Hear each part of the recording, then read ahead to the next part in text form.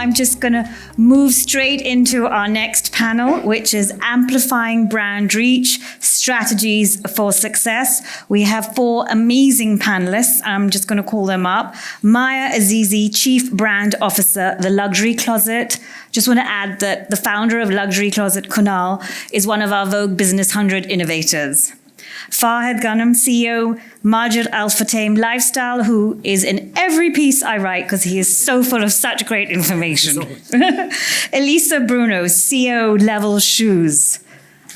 And do look at those shoes. Apparently they were specially chosen for today, correct? They're called the Josette shoes. And then we have Gaurav Mahajan, Landmark Group, CEO, Lifestyle Landmark Group, who I have known for many, many, many years. Our careers have probably gone side by side. Thank you all for taking time out. I know this is sort of pre-summer, post that storm that we've had, so it's a very busy time for all of you, so I really do appreciate it a lot. So I'm just going to dive straight in, as I said, and I'm going to start with Gaurav. That's a question I'm going to ask all of you. In what ways do you leverage technology and data analytics to better understand the market? Thank you. Good to start. Pleasure to be here, Sujata. And good afternoon, everyone. Interesting question for an organization like ours, built, as you know, very intuitively. Visionary leaders, entrepreneurs who've kind of built the organization from the gut. And also, therefore, created something that you would perhaps label as a traditional organization. And today, after 50 years of success, tremendous penetration, we are in the GCC, we are in India and the Middle East, and also in the Southeast Asia. I think the need for technology and data analytics is actually paramount. It's not just an opportunity, but a need. A couple of things for the group, I think, which were perhaps path-breaking. The group set up almost about 9 years back, something called Data Labs. So there is an organization inside of Landmark called Data Labs Landmark. And this organization has actually been at the forefront of processing data, exploring all kinds of new frontiers in terms of technology, and actually serves as a consulting organization to the rest of the group. So different businesses inside the Landmark Group use Data Labs Landmark as a support organization. And Data Labs Landmark, therefore, can position itself, structure itself, and develop itself as an organization which is totally centered around the use of technology, but not just the use of technology, but also developing means of being at the forefront of technology. Just another data point. Why I say that this is a need and an opportunity, when the group has reached a level that it has, business more and more needs to come from existing customers. As you know, we have a loyalty program called Shukran. Shukran has 14 million members in the GCC. If you consider the population and the number of households, that's almost like an 80 to 90% penetration. It's amazing. And it's very evenly spread across the geography of GCC. So it's apparent to us, it's very clear to us that our growth is not so much from expansion of stores and the footprint. That growth will come from expansion of the engagement of our customer base. And that's right now, I would say, top priority. I could elaborate, but I think we can go around, and I would love to give you some more examples. Maybe I'll jump to Farhad now, because I know data analytics is something you look at a lot, and also doing reports. And Majid Al Fatame recently came out with the 2024 Beyond Shopping report. And it revealed that UAE and Saudi customers find it important for stores to offer interactive and engaging in-store experiences. How have you made sure your stores are interactive? And I know it's something you've worked on very closely, especially when it comes to Crate and Barrel. Correct. So today, an organization without data is absolutely blind. And getting data and analytics is no longer a luxury. It's just basically leveling the field, so you're at par and see what other companies do, just to have the right to play and to win. Now, how can you turn that into a competitive advantage and build the right capabilities through the right capabilities, the right team, and those investments, and being able to understand your customer? I think it all comes down to having that right view of the customer and having the agility to deliver on that hyper fast and with a hyper personalization. So, I think a lot what Sarah talked about and what Michael talked about, and what I think most of us is top of mind, what's keeping us at night, is, are we doing enough, and is it relevant to the consumer. Because, P&Ls is one thing, having a good year is one thing, but is it sustainable growth and is it relevant? And, we applied that quite, I'm lucky to be working in the organization of Majid Futain because we work with data across the different opcos. So the shopping malls on one hand is understanding consumer behaviors and collaborating with a lot of great groups. Many of you represented in the room. And then we have our hypermarket with Carrefour, where we're able also to harvest data. And then through lifestyle, where we're able also to interact. Now, we've built data capabilities, digital labs, data scientists at multi levels of the organization, and they collaborate together. And I was intrigued by a great presentation 2 weeks ago, and the head of the department said, we hired a team with empty CVs. So it's a team that HR said no to because they had literally empty CVs. But the product that they've produced is beyond any expectation. So how they've utilized the power of AI to harness it and to bring relevance into a business like we could never imagine. And again, traditional transformation, it's transformation. You have to continuously transform and build those capabilities and bring the relevance. So Crate and Barrel as an example, very simply we're able to provide those specific journeys that are relevant to the customers. A simple cafe showed us that the dwell time has increased, and then the impulse buy as a result of just operating the cafe, which is a non-profit, but has really leveraged and reduced the churn rate of our consumers that are able to, because the journey of buying furniture is a long journey. You have to come, you need to think, work with the budget, work with the designer, and at the same time, you're tired, so you need to rest. You need to wait for a friend or for your husband or your significant other to come in and so on. And then building that omnichannel digital, so the consideration goes home, you review, and then you decide whether you want to transact online and offline. That was quite important. At the same time, we introduced AR, so you can have the sofa and project it at the space of your home and see does it fit. Yeah. So those tools have to be non-gimmicky. So there is, a lot of newness in the market, a lot of technology that we're presented in and day out. But how can you choose non-gimmicks, real value added to your consumer that brings relevance, makes the journey seamless, and deliver on what your purpose is, which is, in our case, is creating great moments every time. So creating that brand love has to be genuine, has to be authentic, and it takes a lot of effort and, challenging yourself that, what work is not necessarily continues to be relevant. So bring that newness, creating new ideas, innovation, working with data, and using it for the business. So, Elisa, since you've come at Level Shoes, I think the Level Shoes shoe game has got stronger, but its social media game is definitely much stronger.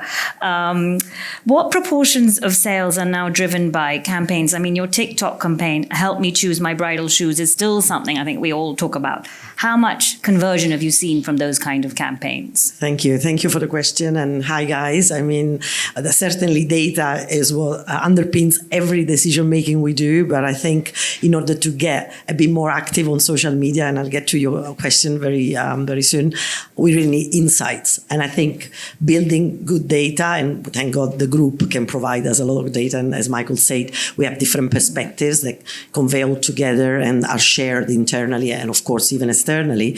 That's the starting point. What we are now doing since a few years is really capture those insights, analyzing data through different angles that can allow us to have the opportunity to mirror shopping behaviors, even anticipate shopping behaviors, or making reference to what you just said, creating a campaign that can become a behavior. Yeah. And that can only come, obviously, with intuition, a little bit, but certainly data and insights most importantly. So we actually recently launched an even more powerful campaign. For those of you who are Samba lovers, you know what I'm talking about.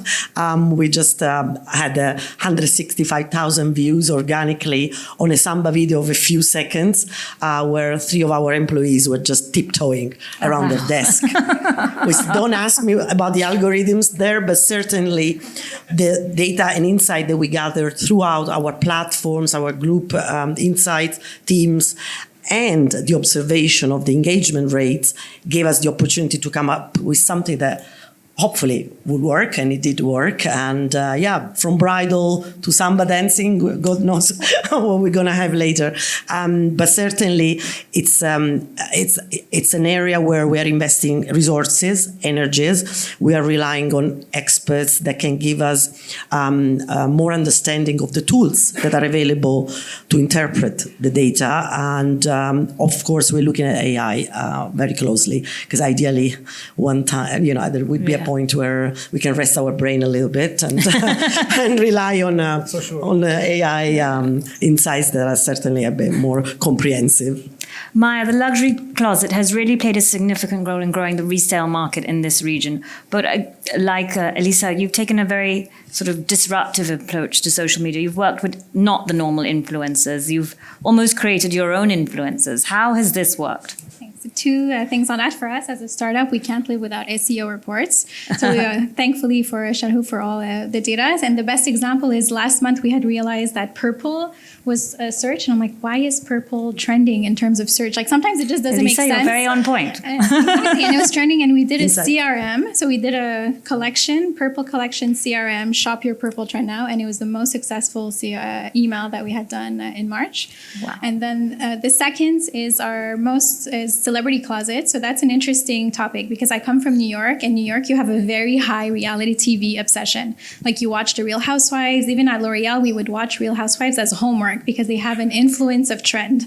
And then here, there was Dubai Bling, which I know a lot of people have mixed feelings about, but we do have celebrity closets for them, and they are sold out. So for example, LJ, 100 items she gave us from her closet. And when we went to pick it up, I'm like, I don't even have 100 items in my entire closet, and you're selling 100 items to us, and it got sold out, which was really impressive.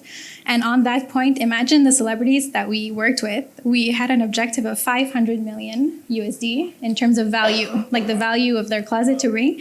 And 1 year later, today, we're at 3.2 million. Value of celebrities. So it's just to not underestimate the power of talent and really creating that community, which has been transformational to us. So thank you. And how do you approach sustainability and ethical practices in your digital strategies? Because it's difficult to put them together sometimes. It connects back to social. And what shocked me is when I had seen an unboxing. So so many people are proud to unbox, especially when they have a rare find or a treasure. Because I always say the luxury closet is a treasure. You guys have no idea how many Chanel bags we have and how much you have to dig through. So I saw an unboxing, and there was way too much plastic. So it was shocking. I was like, I don't want people to perceive luxury closet as having all this packaging and all this paper. And we removed the plastic, put a beautiful luxury closet dust bag, and reduced the paper as well. So really you have to pay attention social, because it's most likely your first interaction with the brand. So it's like your first point of discovery. It goes back to brand love. So it's really special how we did that. So if you think there's still too much plastic, send us a DM, because that's traumatizing. Send you guys a DM. Okay, so you're very open to that. You have to be very open to customers and feedback. Elisa and Fahed, when it comes to digital transformation, what is something you've been prioritizing when it comes to clientele and concierge and CRM? All right. We'll go to him next. No, I just wanted to add something on unboxing. You've been amazing in eliminating that part of the consumerist journey. And I think it's a great message to deliver now, to say... Unboxing is actually quite huge in this region. I know. But, I think players like us have a responsibility in a way to also initiate trends or divert slightly trends that are still very commercial, but, can be leading towards a more sustainable commerce. Sorry, what was the question again? Digital transformation and client and concierge tools and CRM. Sorry, I'll be fast in the answer. You know me. Yeah. I'm very concise. You have a lot. That's fine. So just when it comes to digital transformation, what are you prioritizing, especially when it comes to client and concierge tools? Several services. I think one of these is certainly rely on the app that we've launched a few years ago, where we obviously have powered the app with the latest technologies in order to allow us to be very personalized throughout the journey of the customer. We push notifications and to track conversion, which is something very challenging to do with social media, for instance, except maybe stories on Instagram or a few others that, many of them are not shoppable here. So technologies and let's say latest innovation is certainly for us very much focused on the app experience, and of course some of the try-ons that we have online, some of the engaging services or experiments that we do to gain more momentum across all the platforms. Fahad, did you have? Yeah, on digital transformation, we're prioritizing culture and empowerment. Okay. So today you need to build that at scale. We're going through multiple transformation and a lot of newness coming in through technologies. So what do you prioritize? You want to make sure that it's not the responsibility of one department, but it's cultural. So the use cases is coming from all departments, whether it's HC, the front line, finance.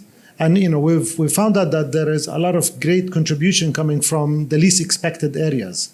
So making sure that this is the right mindset you have across the group, and you're able to harness all those ideas and implement them. And then empowerment to make sure that you're able to execute very fast is quite important. So to scale or to fail fast becomes easy, becomes the norm. And at scale, you're able to implement hyper-personalization, you're able to come up with great initiatives from the stores.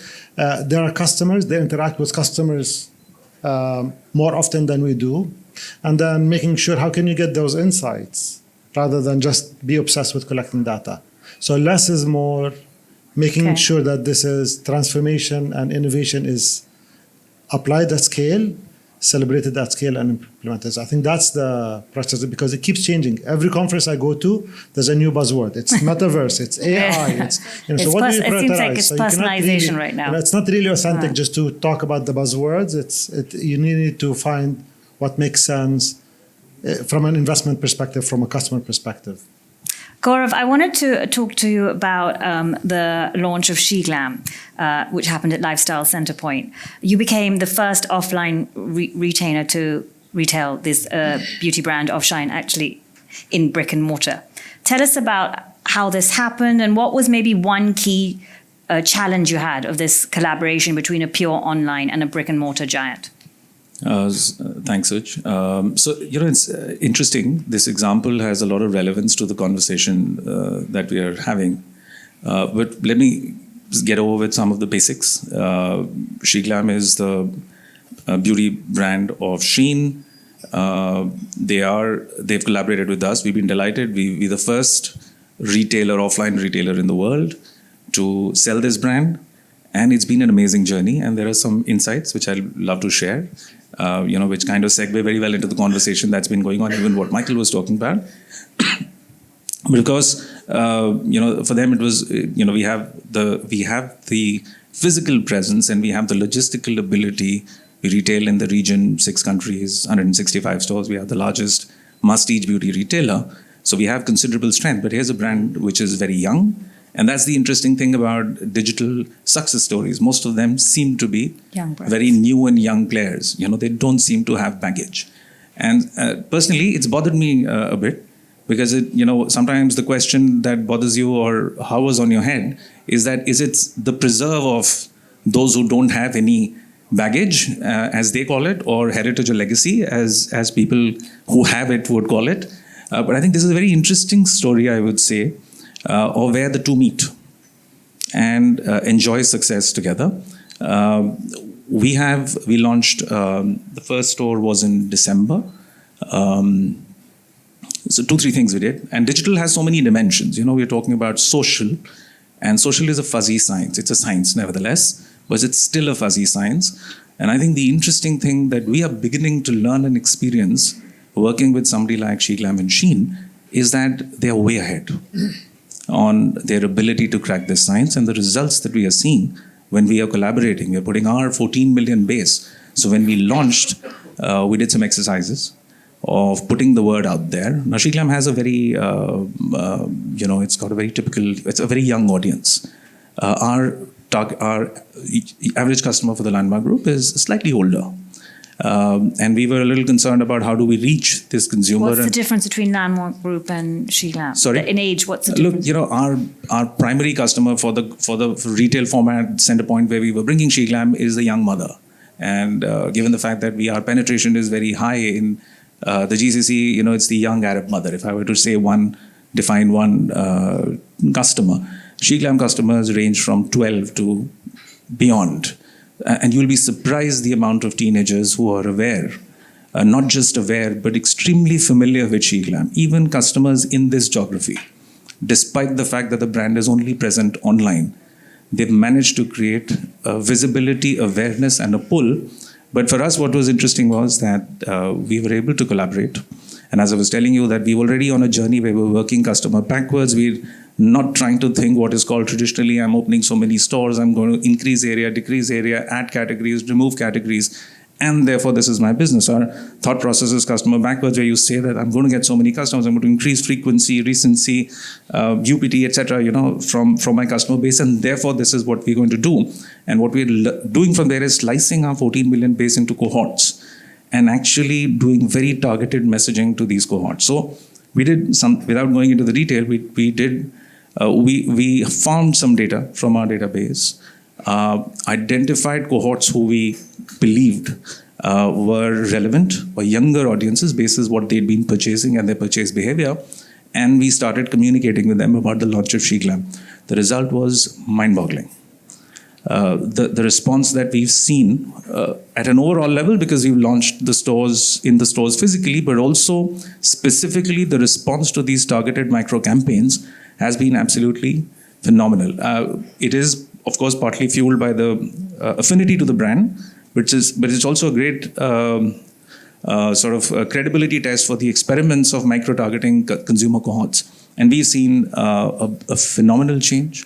We've seen, and we are learning, we've seen the use of influencers and we've seen results. So we launched, we did a small event, we launched a hashtag called #lifestyle into Shiglam. We had some influencers putting posts. To me, they all looked similar, and I'm not a digital native. We had 11.1 million views in 20 days. We've not seen, engagement of that nature, and it's way above average for anybody. And this is a new brand, and these are audiences which are very new to us. 20% of our customers today coming into the store and shopping Shiglam are customers who never shopped with us before. And I'm talking about lifetime new. I'm not talking about those who moved away and coming back.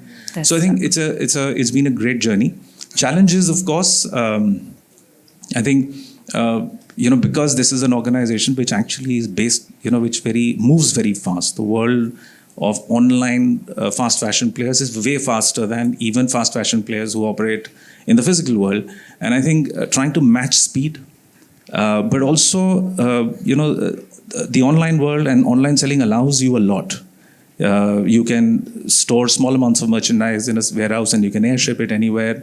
The minute you open 150 stores, you need to ensure that each location is properly stocked, and that changes the dynamic. Launches are not as rapid. So we are in that journey of, trying to reconcile.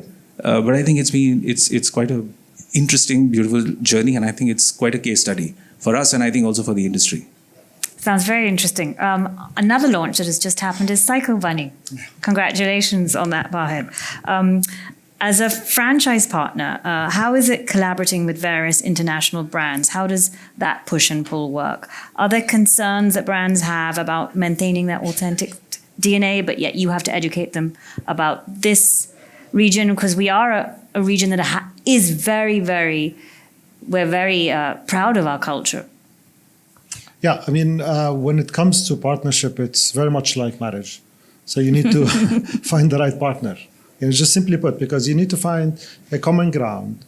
You need to focus that you both have the same vision and you have the same values. Otherwise, conflict will appear quite fast. And we're quite open about our intentions, about how do we approach business, how do we select. So we're very clear that we're not in the business of collecting brands. We're about being the partner of choice, but also taking brands to their full potential in the region. Now, for me to get the best out of any partner, that takes a lot of work on both sides. You need to sit at the table as peers. Us as understanding the regions and the markets and the customers and having the right data, them as knowing the brands and the products, and trying to unlock the true potential of those brands in the markets by listening to our consumer. At the end, whatever you do, whatever you launch, you mentioned Psycho Bunny, and that's quite interesting. It's not a brand that came first to mind. It was not a brand that I would have thought of that's going to come to this region right now. It wasn't a brand that was selected by our growth and business development on nobody's radar. But then I had few locals in the company who said, Fahad, you need to check this brand out. It's called Psycho Bunny. All the locals are carrying bags back with them from LA. Okay, fair enough. I was going to the States. I checked it out. It had a store right next to Apple and A&F, almost in all the top malls all around the US, coast to coast. They were opening stores. They hired a private jet just to keep up with their growth. In Vegas, they were doing very well. In New York and LA. So, it warranted a conversation. The minute we launched, a lot of customers walked into the store saying, okay, finally it's in town. I can't tell you who, but I had a really prominent businessman right in the store yesterday going on a shopping spree. And, those are customers who've interacted with the brand. And, it's a fun brand that we'd like to bring closer to the market. That's what we think our role is finding either iconic or disruptive brands that can bring a bit of newness. There's a lot of fatigue in retail.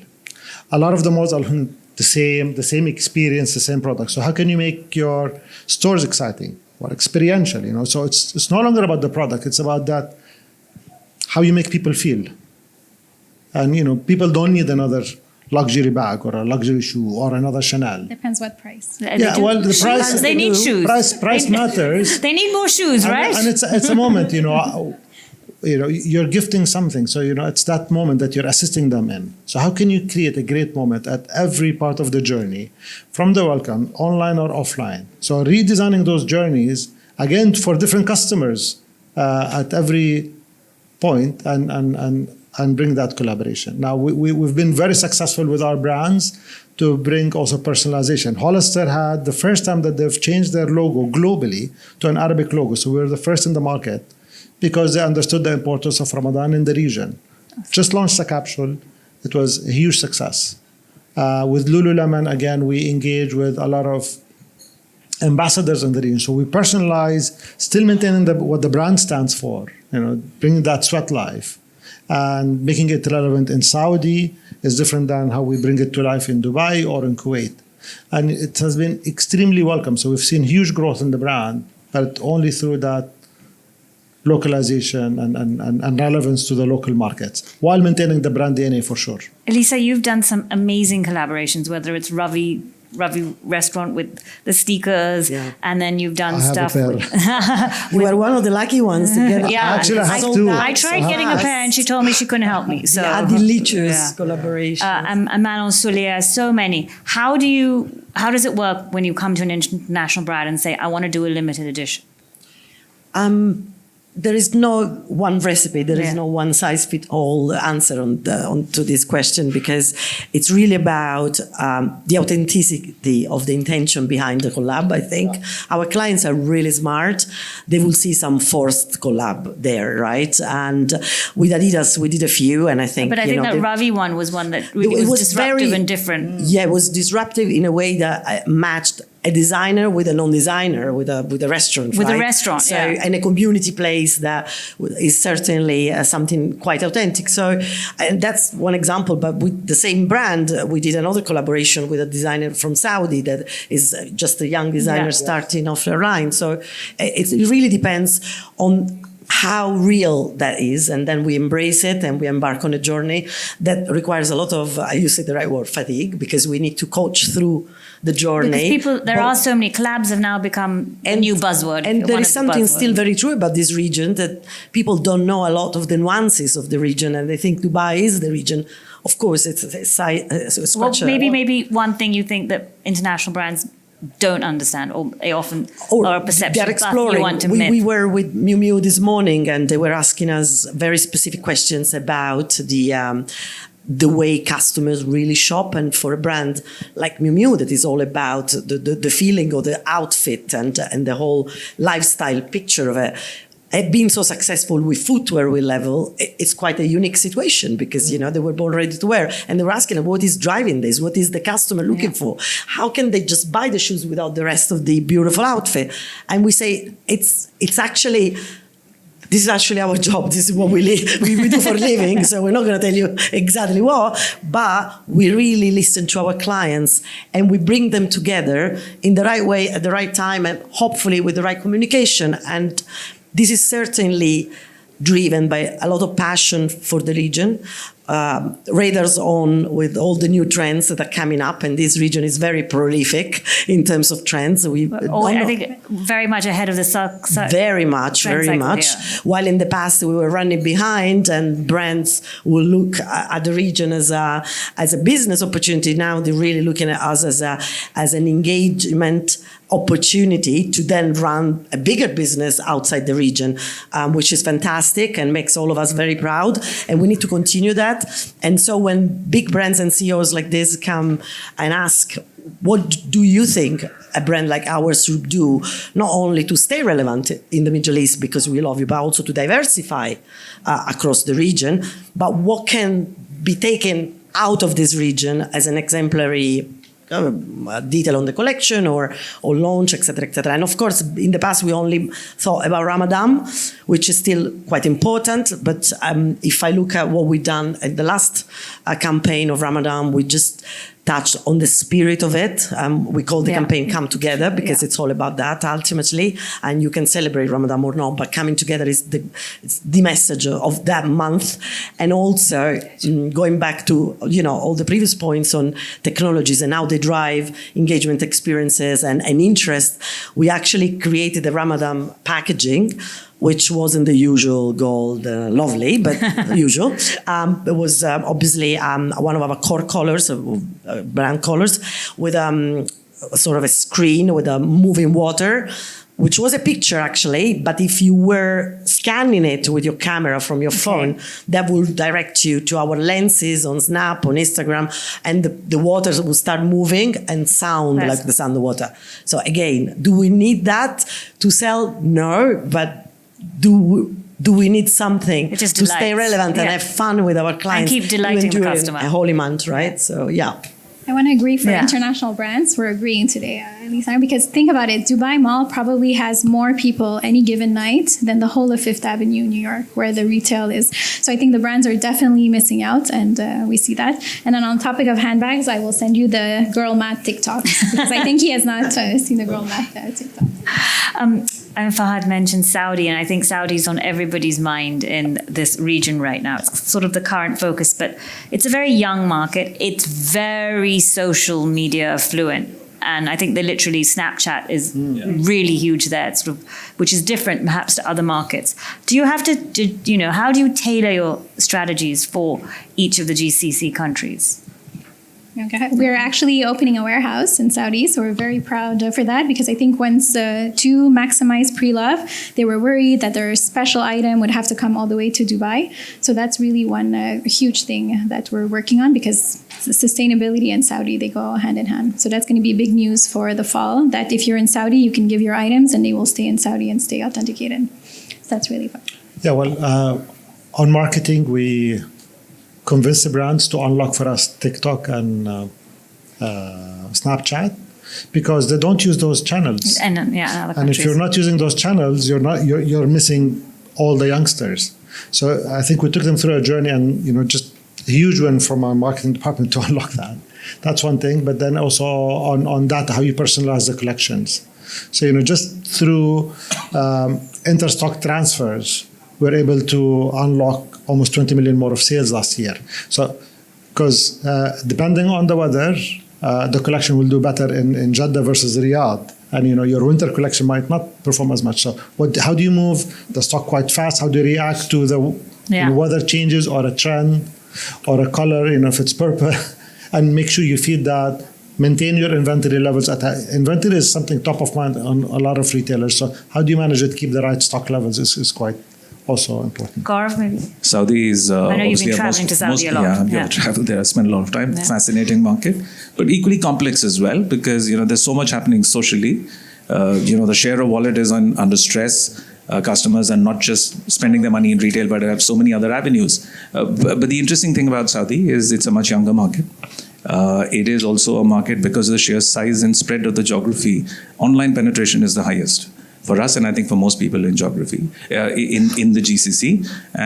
Also because it's a market which is opening up. Young people, women, they're coming into the consumer set very suddenly and in a kind of a revolutionary way. So they're expressing themselves harder, and I think that's opening up the Snapchats. There was a comment on social media. We had a product which was launched by us, nothing very special, that we launched, a small product without any incentive. One of the staff picked it up and floated a small video. The video got 2 million views in about a week, and that product's been selling for the last 2 years because it's built such a momentum. But it came out of Saudi, and there are many such stories. And I think the other thing about Saudi is not just the consumer end of Saudi, but also there's a lot of innovation in the market. Every time I walk the market, I see some local Saudi brand, pretty well done, a lot of effort on the product, on the retail, and it's evolving, it's developing. I think it's going to be quite a hotbed. I think and just like any buzzword, there is always a lot of heat, and then there is the substance, but the substance is substantial enough, I think. It's going to be a very exciting market to watch over the next few years. Okay, I'm going to open it up now to the floor because I'm sure all of you have questions for all four of them. So if any of you want to just tell me who has a question, and we have a mic sent to you so that you can ask your question. Please just introduce yourself too, and if you want to point the question to one person on the panel, let us know. Any questions? What shoes are you wearing? What shoes are you wearing? Okay. I actually also know what her shoes are. Loboten. Yes, I'm wearing Loboten. I had to. I couldn't be on stage with Elisa and not have. I think everyone wants to know what the pressure. I know, guys. What are the Josette shoes? Sorry? What are your Josette? Alevi. Any other questions?